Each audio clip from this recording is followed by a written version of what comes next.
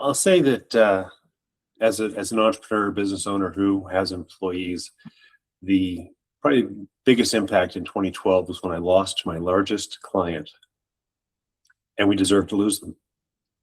And it was a realization that it was due to my team being dysfunctional. And it's not that they were incompetent; it's that they were incompatible. I'd spent years just hiring people based on their resume, not on culture fit. And what really hit me hard was when I came to realize that this failure, this loss of this key client, was a failure of my own leadership, and I needed to fix it or go out of business.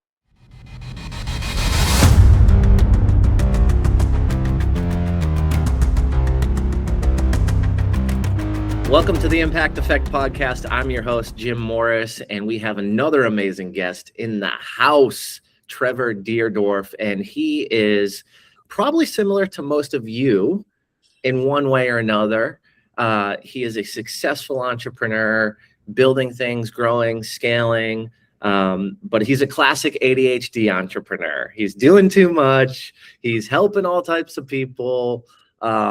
And so I think this is going to be a super relatable episode, because I know that myself and many others are in a similar boat. So I'm really excited to welcome Trevor Dierdorff to the Impact Effect Podcast. Thanks. Glad to be here. And this is not something I do regularly, so I'm excited. This is fun. But I'd rather be in front of an audience than a camera. Well, you're bringing it to the listeners today, man, and I appreciate you taking time out of your day to share these lessons, these nuggets, these experiences in your life with our listeners. As always, at the Impact Effect Podcast, we ask every single guest the same exact question to kick things off. What is the most impactful moment in your life that changed everything for the future? Well, I'll say that as an entrepreneur, business owner who has employees, the probably biggest impact in 2012 was when I lost my largest client, and we deserved to lose them. And it was a realization that it was due to my team being dysfunctional. And it's not that they were incompetent; it's that they were incompatible. I'd spent years just hiring people based on their resume, not on culture fit. And what really hit me hard was when I came to realize that this failure, this loss of this key client, was a failure of my own leadership, and I needed to fix it or go out of business. Wow, 2012. So several years ago. What's changed since then? How did you navigate that? Well, we certainly are very intentional about how we hire, but also just what we do in day to day as far as how we interact with our team, how our team interacts with our clients. And it was a change for the better. It certainly was not fun in the moment. Personal growth is rarely fun, but always necessary. When that excuse me. When that happened, Trevor, when you lost that big client, what did it feel like? Like, did your heart sink in? Were people upset? I mean, of course, you had to let go of employees or make changes, but how did it feel for you before you even had to go have some of those conversations? Well, and one of my mistakes was I didn't let go of employees. I thought I overestimated my ability to sell our way out of it. And one of the things that I learned that is truly toxic for a company environment is idle employees. People are bored, they find things to complain about, and it's never fun to have to lay anybody off. And I resisted doing that, and I honestly damaged the business and the culture by thinking I was doing the right thing. And at the end of the day, it turned out, for the most part, I was more loyal to my team than they were to me. But we hire well now and are very thorough and follow a lot of processes to be intentional about engaging our team and making sure they feel valued and that it's a fun workplace. So you lose the client, it's your biggest client. You try to get new clients, try to sell your way out of it, was your words. And that fails, or that doesn't equate to what you thought it would. And instead of laying them off because you didn't have work, they were idle, they were sitting around, they weren't super busy. Was it costing you money? Is that what caused you to move them out? Or were they causing internal problems in the culture that created bigger issues? Ultimately, some of that led to some attrition, and we just didn't have to replace people because even without attrition, we still had capacity. We eventually turned a corner, but it certainly was. It took longer and was more difficult than I had imagined. But I learned a lot of lessons along the way, and try and employ those as far as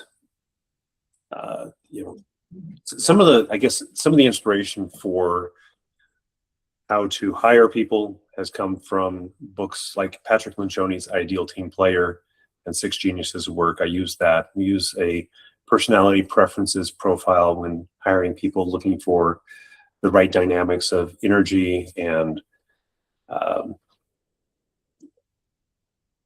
their attention to detail and their ability to multitask, and all those types of things play into how we're hiring. And then, Daniel Pink wrote an impactful book called Drive, The Surprising Things That Motivate Us. And he talks about an engaged employee really is looking for autonomy, mastery, and purpose. And that was meaningful. And then also leveraging Gallup's Q12 and really what they say, the Q12 questions are that people will answer as far as measuring employee engagement, which right now is the lowest it's been since COVID. And so employee disengagement is, I think it's around 60% of employees right now are either disengaged or actively disengaged. 60%. Wow. With those tools that you had mentioned, where did you kind of find some of these things? Of course, you said books, so I'm sure you're a reader, but was this recommended by people in your life, relationships you had? Were you just on this journey of, okay, this is not going well, I need to upgrade my knowledge set, I need to try something new? Like, bring us back through how you found these, and if you could give us an example of you implementing one of them and seeing what type of change occurred. Sure. There was a lot of trial and error, and certainly not everything that I tried worked or came off with the intent that I wanted with it. But one thing I would say is something that we did that I enjoy when we hire somebody new. Everybody has their first day at work somewhere, and they're excited about it. And what's that day usually look like? Oh, well, they've got to meet with HR, and here's my driver's license and my insurance and my social security card. And then they're shown to their desk. Maybe they're introduced briefly to their team. And all right, here's 2 weeks worth of training, head down, get to work kind of a thing. And it's memorable because it sucked. And so when somebody starts new here, certainly they've got to do the paperwork with HR and things like that. But there's a welcome banner across their workspace, and there's a card signed by the whole team that's welcome to the team. And one of my interview questions that I ask, that's a trigger for the other people who are doing the interview with me. If I ask the question, what's your favorite candy or snack? That signals to the other people in the room, I want this guy or gal. And whatever their answer is, and there's been some weird answers. One guy said that, he didn't really like sweets. He liked Greek yogurt. Someone else said they liked wild cherry cola gummy bottle things. Anyhow, I find this stuff, and at their first day of work, it's at their desk. I love the duality in the question. One, signaling to the team in the same room that your opinion on this person is yes, we're going down the right route, right? Let's make the offer. Let's bring them onto the team. And then also, it's those little touches of connection that you can engage with in one process and then utilize in the next, like that first day of work. I remember the last corporate job that I had, and I remember the first day. And, that was 6 years ago. And I still know how I felt in that moment. It was not a great experience. It was quite concerning, let alone disappointing, and really left me thinking, I don't know if this was the right decision for me. Right. So I think that one day, that one experience can really stick with you throughout, your time and tenure within an organization. What does the rest of that day look like on your team? Of course, the paperwork, right? There's legality, HR, but is that something where you rush them right into training? Is that something where you spend time with them? Like, do you go out to lunch? Do you drink 7 beers at noon? Like, what does the whole day look like, Trevor? Well, new employees get a Yeti kind of a tumbler like this that's got the logo and their name on it. I try to have that on day one. Sometimes it doesn't get delivered in time, but they do get one of those. I do always take a new employee out to lunch their first week. We generally start them on a Thursday when we have our team meeting, when everyone's together, and so everyone goes around the table and introduces themselves and a little about themselves, not just this is my title and how long I've worked here, and then they go last. They introduce themselves, and then every team meeting that we have, we've got these soccer balls with questions on them, and so it gets thrown around the room. On a Thursday morning when we're having our team meeting, if you're here at 8 o'clock in the morning, you're inclined to maybe be a little disengaged, maybe looking down at your phone under the table or daydreaming. But if somebody's going to throw a soccer ball at you, you're probably paying attention and you're leaning in. And these questions are ones that reveal a little bit about someone. And so every week we're getting to know each other, and there's always laughter. And I'll tell you, teams are built in the fun. When you can enable a situation where your people can have fun together, that's when you have that cohesive bonding that I think makes a team what it is. I love that approach, because I think there's something really important that you said there that, one, I've not done correctly and have never experienced in the hiring process or, being hired. You said that they start on a Thursday because the entire team has a meeting. And I think oftentimes, including in my career, lots of people I've engaged and spoken with, they're trying to fill that gap quick. They're trying to hire quick, right? You do an interview on a Friday, can you start Monday? Whatever day that 2 weeks notice from their prior employee lands on, they're starting the next day.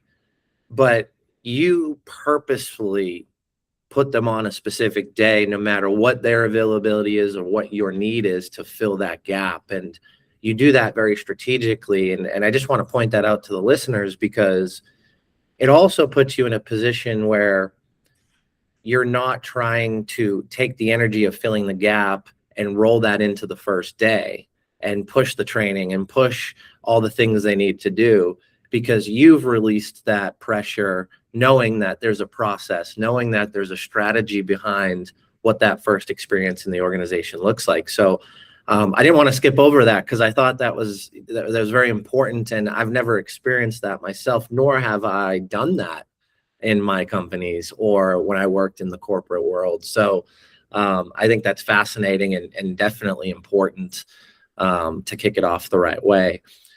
Trevor, when you build this stuff out, when you run your company this way, is this something that you are constantly thinking about? Have you nailed down a strategy and your process and it's just worked so well that you're like, this is the thing, this is how we do it, this is the culture? Do you ever have anybody give you feedback or get feedback from some of your employees on how that went? Can you kind of just talk us through some of that stuff? Because I love this concept and how you approach it. We do an annual team alignment meeting. And prior to that, we survey our employees on a number of things, and we're tracking how we're trending, make sure we're moving in the right direction. We don't set the agenda for our team alignment until we have the survey results, so that we know what's important, our team, that get catching their sentiment and things. But also, there's a lot of organizations where your boss doesn't really have a serious conversation with you until your annual review, and our employees meet with their manager on a monthly basis, on a one-to-one, and we'll actually go out to lunch and take it out of the office setting and have those conversations. And then once a quarter, we'll do more of what's called a skip level, where you have lunch with your boss's boss. And so I'll take my team out to lunch, and I've got a bit of an agenda that we go through, and I ask them questions like, what's changed since we last got together? What are some of your personal goals? What are some of your professional goals?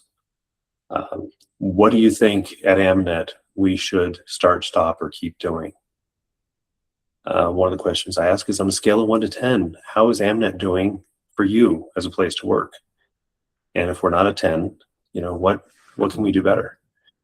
And these types of things, we get good constructive feedback, but the fact that they're even asked, I think, lends itself to them feeling valued and helps with employee retention. How do you create a safe space when you do some of those things? You talked about surveys, you talked about these questions. I've always found that a lot of people push back on some of these things because they don't feel like they're going to get the truth, or they don't know how to create a safe space to have an honest, real, vulnerable conversation. How do you do that so you can get honesty, you can get the feedback that is true, that matters? How do you navigate that stuff? Well, I think it's got to be kind of inherent in the culture. I think also maybe with our hiring process, we're more likely to get somebody who's going to be open to sharing their thoughts and opinions. I think if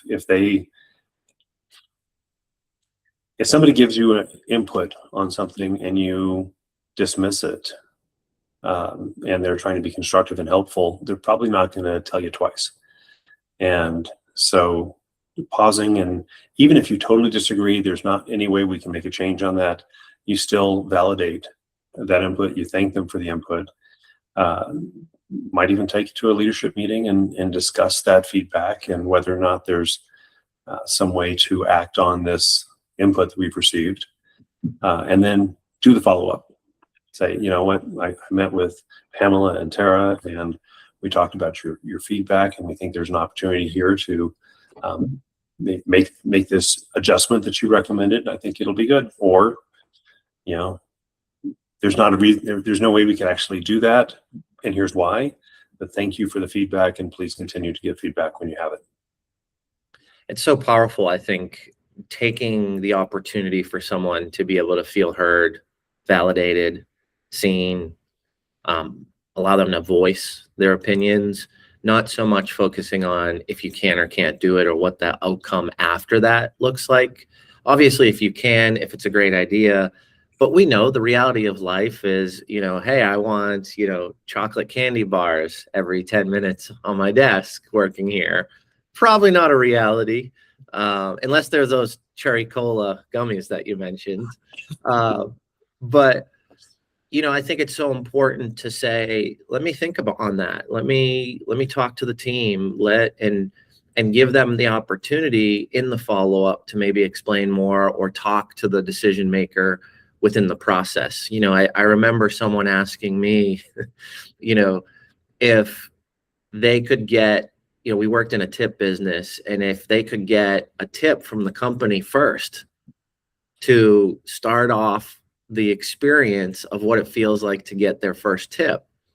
And I went to an executive and they're like, no, and I said, well, let me think about it. And we got a couple of people together, and, obviously they had said $100 bill, right? And, at that point, I think there was 8,000 employees in that role. It's a lot of money. Wow. Yeah. But what ended up happening was, with legality and things like that, we could give them $1, right? And we made it fun. And it wasn't actually about the money, but it was about the experience. They got a letter from me. This is your first tip. It's $1 bill. We folded it up so it looked fun. It looked cool.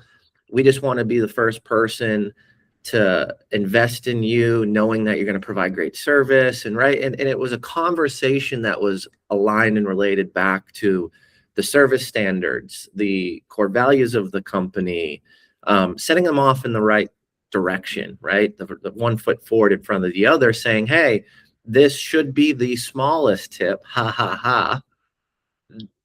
But let's work through in their training so this one adds a 0 next to it, and then another 0, right? And now, you could be getting $10 bills, $100 bills, things like that.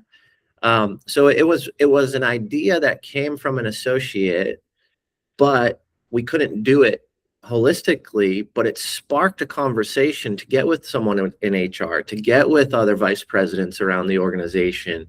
And it really was cool. Now, I don't know if it lasted after I left, because I was the only department in Tennessee that was doing it. But it's something that people still remember and still talk about because of the relationships I built with them, because of that time spent on that onboarding process. So I love all the things that you're saying, because they're so real and true, and how to navigate those conversations. If you go into them thinking, oh, we've got to figure out a way to do all this stuff, and we may not be, but it's really about having the conversation in an honest manner and explaining, right? Trevor, you had said explaining why you couldn't do it, or why it may not work.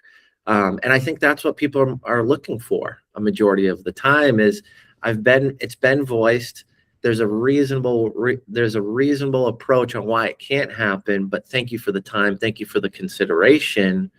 And then it opens the window for new ideas, other ideas that potentially could happen in the future, Have you ever had a wild survey or something crazy that someone requested from the company?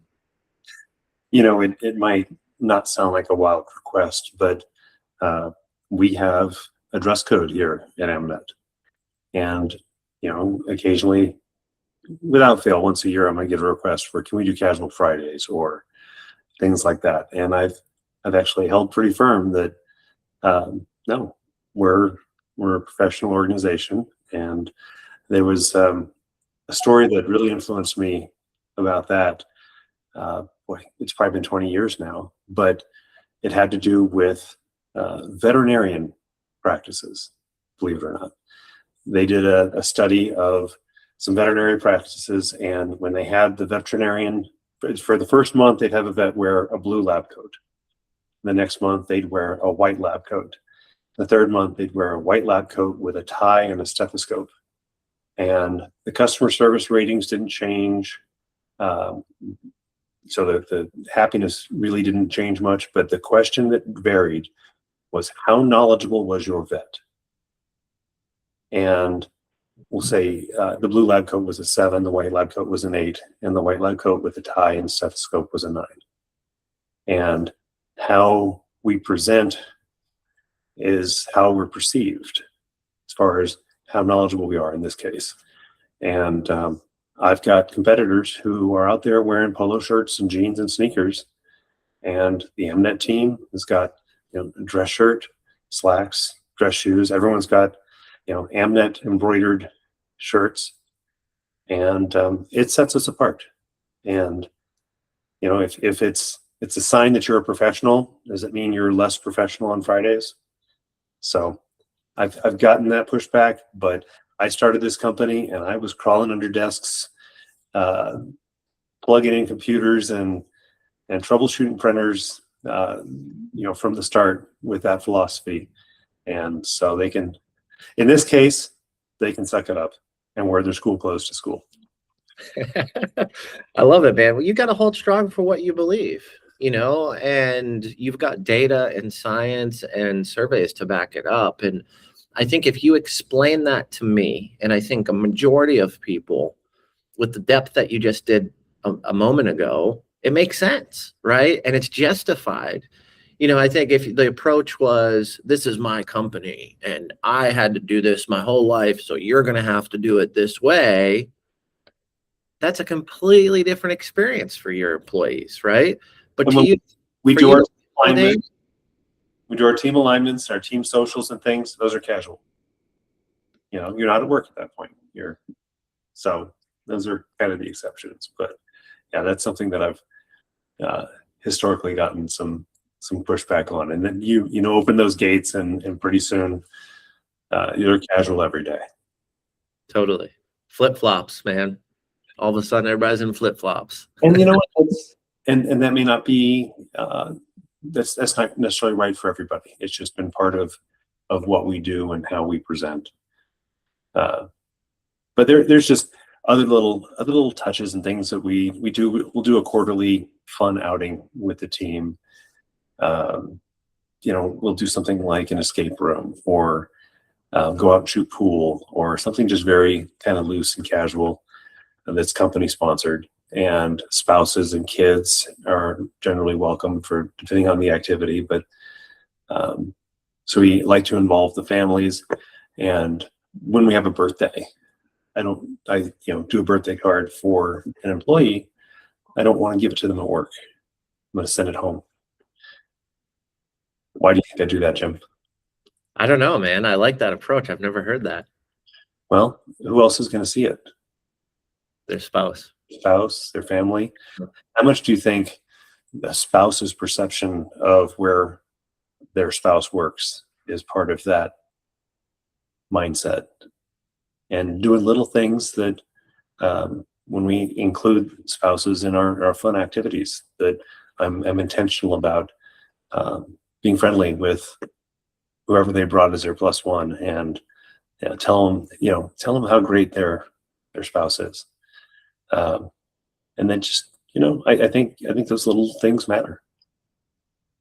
It's so important because there's a reason why a lot of people say your other half or your better half, right? And to negate that and to not realize how important people validate their relationships and their words of wisdom or critique or criticism of what they're doing from their other half, it doesn't make sense to negate that. It doesn't make sense to ignore that. And I love that little touch, man. I've never heard that before, and what you're bringing back for me is actually something the opposite. When I first got into a higher level of management, this is probably 15 years ago, there was a gentleman that worked for me at that point. I became a director. He was a general manager. He was much older than me. And he did not like the predecessor, the role that the person before me. And he told me that on a Friday, he had gotten a written warning from that person. And the person sent it home with him. They didn't address it. They didn't have a conversation. They put it in an envelope and said, I want you to open this when you get home. And he he went off about it because he was upset. He didn't have anybody to talk to. That guy got fired the next week. Not sure if that was a reason or I'm sure there was other reasons, and he said, I went home and I opened it up, and it was like when I was a kid and I got a C- on a test, and I put it on the fridge, and it was the most embarrassing thing that I ever experienced. And my family saw it and all this stuff. But I wanted to do that because I wanted to show my wife how horrible it was working for this company. Okay. So when you said that, I'm like, whoa, I've seen her, experience something similar, but the opposite effect. And for me, it was a challenge to ensure that he wasn't going to have those experiences, and we were a good company, and we ended up being very friendly, and he was great. I remember now, actually, after I left, about a year or two later, he ended up, leaving the company. But it was a challenge for me in that moment because I didn't want anybody to experience that, right? Like that feeling of, that impact and ripple effect in a negative way from what a Friday afternoon looks like in your workplace. And I remember exactly because I went to the client the next week and asked about his performance, and she loved him. Our client who paid our bills, who my job was to build a relationship with, ensure that she had everything. I sat down with her, and Ashley, I remember exactly. She's amazing. Ashley, our client. And she was like, Chris is unbelievable. We love him. Right. So it was just this total wild experience, but sending the birthday card home, making sure the spouse knows that the organization cares and is compassionate around a day of importance for both of those people in that relationship. Any other things you do unique and cool like that, Trevor? That was a good one, man. I'm fired up about that one. We have something called, what kudos are. Well, we've had this process where employees write each other up for service to team, and each week we read the kudos aloud at the team meeting. So right now it's Pamela, our service manager, who actually reads those. She runs through the daily team or the weekly team meeting PowerPoint. But when you get an attaboy at work, that's great. But when your boss reads that attaboy to the whole team, it makes people want to show up. And so we take every month all the kudos from the previous month, and we actually have it gets put into this this wheel, and whether you gave one or received one, your name gets on the wheel. And we give away 4 $25 gift cards to the downtown partnership here, which is good at 50 restaurants and 60 retailers and things like that. And so yeah, our team is looking for opportunities to recognize each other. So it just doesn't have to come just from me. And it feels good to get that from a coworker. And then I think as a locally owned small business, this gift we're giving them isn't Starbucks, it isn't Amazon, where its money's going to a multi-billion-dollar corporation. It's going to another locally owned small business, and you're getting to have a positive impact there. And I think one of the impacts of having a positive company culture is if you work in a toxic work environment, it's draining, and you get home from work and you don't have energy for your spouse, for your kids. You get the Sunday night dreads of, I just can't stand another day at that place. Meanwhile, if you go to work and you have a good day most days, not all days, right? That's not reality. But if you have a good day most days, you go home and you've got energy for your family. And I think a positive company culture extends beyond the benefits of more profit, better productivity, less absenteeism, all those things that engaged cultures have. But you're impacting marriages, and whether or not you're going to go throw the ball with the kid or help them with their homework, you're impacting families when you have a good or a bad company culture. And I think that's an important ripple effect of being intentional about your team and your company culture. Totally, man. It's deeper than just revenue. It's deeper than just monopolizing a market. It's deeper than just, investing the wins into other products or service lines. And when you look at it through the scope that you do, Trevor, the impact is infinite and the ripple will continue, right? And I think that's the world we all want to live, play, and work in, And we survey our clients with every support ticket they get. Let me see here. And so I love when we get feedback from clients, but I got in my email today, let's see, two responses from clients. One says Kevin was able to find, oh, no, that wasn't what I was looking for. This one says, consistent with every technician I've worked with at Amnet, Alex was very knowledgeable and a pleasure to work with. Plus, we had a very nice conversation apart from IT. So he's human. He's not just an AI machine or a robot. Wait, there's some human connection you guys instill in your employees as well? And here's what I got yesterday. Perhaps the best IT support I've had in the last 25 years. This wasn't a Google review, unfortunately, just feedback from our client. But I will tell you, happy people do better work. Totally. And you also, as far as our hiring process, the person we hire isn't always the best resume anymore, right? It's the best culture fit. And you hire for attitude, train for aptitude. And so if we hire friendly people, this is a service business, that's going to help with employee retention more than how competent a rude technician was. Powerful stuff, man. Very powerful stuff. Trevor, as we wrap up, is there anything else you want to leave the listeners around your journey and experience as an entrepreneur, building culture, teamwork, belonging? Anything else on your mind that you want to share with anybody before we leave? It's nice to be at a place that is so different from where we were back in 2012, that the changes that we made have made a difference. And certainly, initially, I set out to fix what was causing us to lose clients. It wasn't that I suddenly developed passion and compassion for my team and my culture. That was my own leadership journey that evolved from.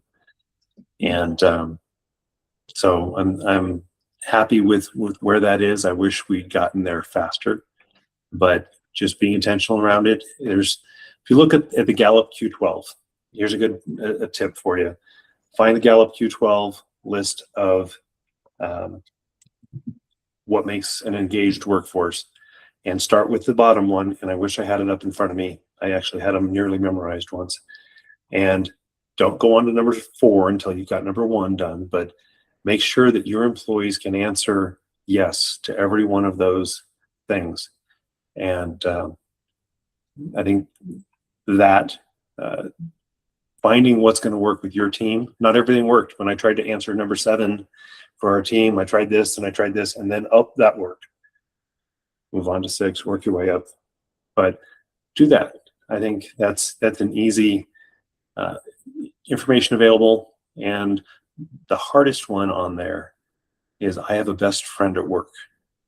How do you make that happen? Well, you create an environment in which people connect, get to know each other, and can have fun. Like I said, you build culture in the fun.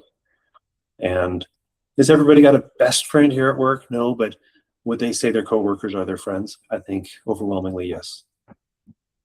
Let's go, man. Let's go. Thank you for dropping so many bombs today and nuggets of knowledge, Trevor. I really appreciate you being on the Impact Effect podcast, and looking forward to building a deeper relationship with you and see what you're continuing to build, man. I appreciate you.